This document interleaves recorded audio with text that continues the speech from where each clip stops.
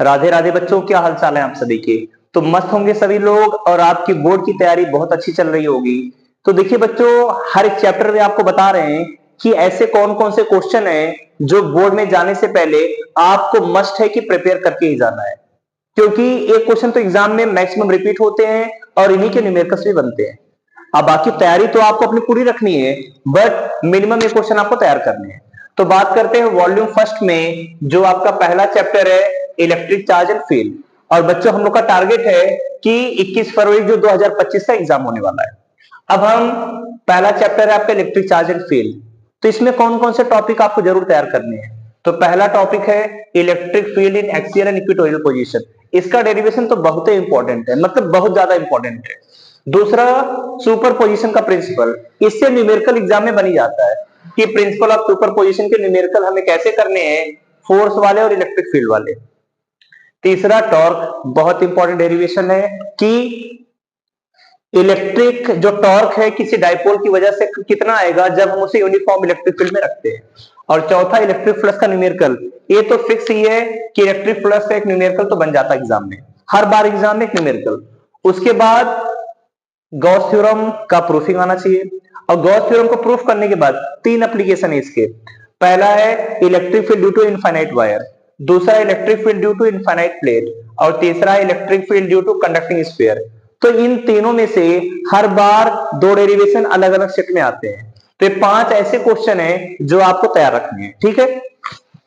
दूसरा चैप्टर है electric potential and capacitance. इसमें कौन कौन से पांच क्वेश्चन आपको तैयार करने हैं। तो देखिए, पहला जो क्वेश्चन आपको होना चाहिए कि पोटेंशियल एनर्जी को कैसे डेराइव करेंगे और इसके न्यूमेरिकल कैसे सॉल्व करेंगे, इंपॉर्टेंट टॉपिक है।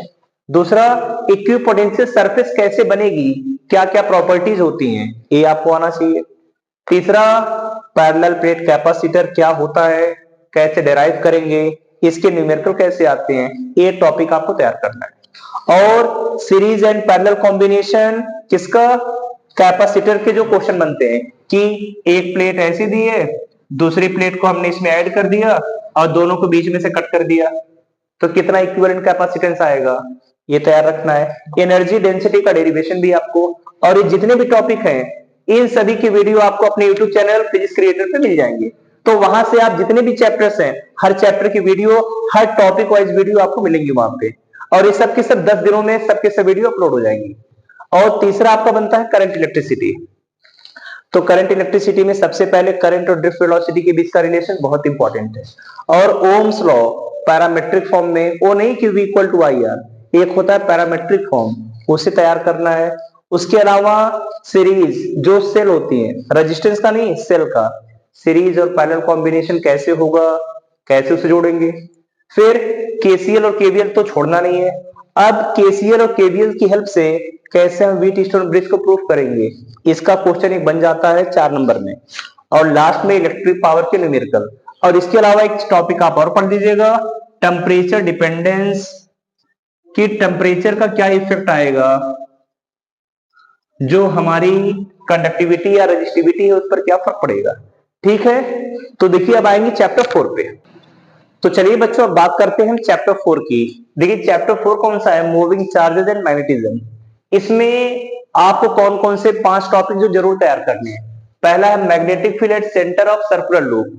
अब अगर किसी सर्कुलर लूप के मैग्नेटिक फील्ड पे मैग्नेटिक फील्ड निकालना है सेंटर पे, और उसके जितने न्यूमेरिकल, अब इसमें 3-4 कैटेगरी बनती है, उसे तो जरूर तैयार कर डालेगा। फिर अगर कोई इनफाइनाइट स्टेट वायर है तो उससे कितना मैग्नेटिक फील्ड आएगा।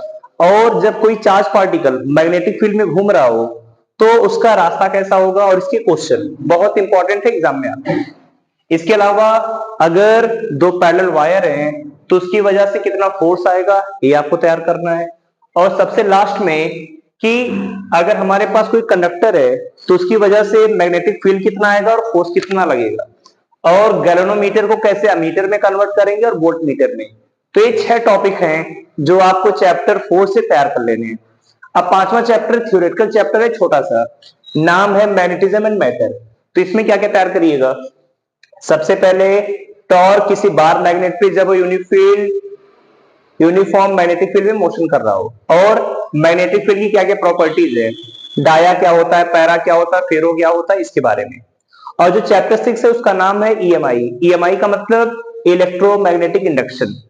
अब इस चैप्टर में सबसे पहले आप तैयार करिएगा principle and working of AC generator.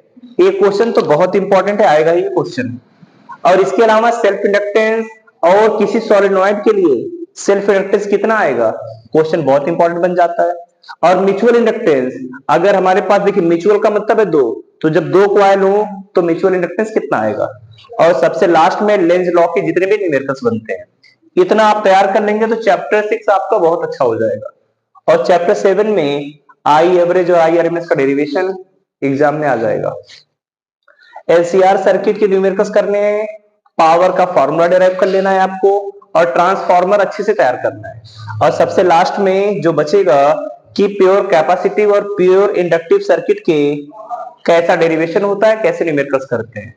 तो इतना ही फर्स्ट वॉल्यूम में आपको तैयार करना है। तो इतने डेरिवेशन तो आपको जरूर है तैयार होना चाहिए, ठीक है। इतना अगर आप तैयार कर लेंगे तो फिर हम अगली वीडियो में बताएंगे कि वॉल्यूम 2 में ray optics, wave optics, dual nature, उनमें कौन कौन से टॉपिक आपको तैयार करने हैं। तो अगली क्लास में मिलेंगे फिर, तब तक ये टॉपिक आप तैयार करिए।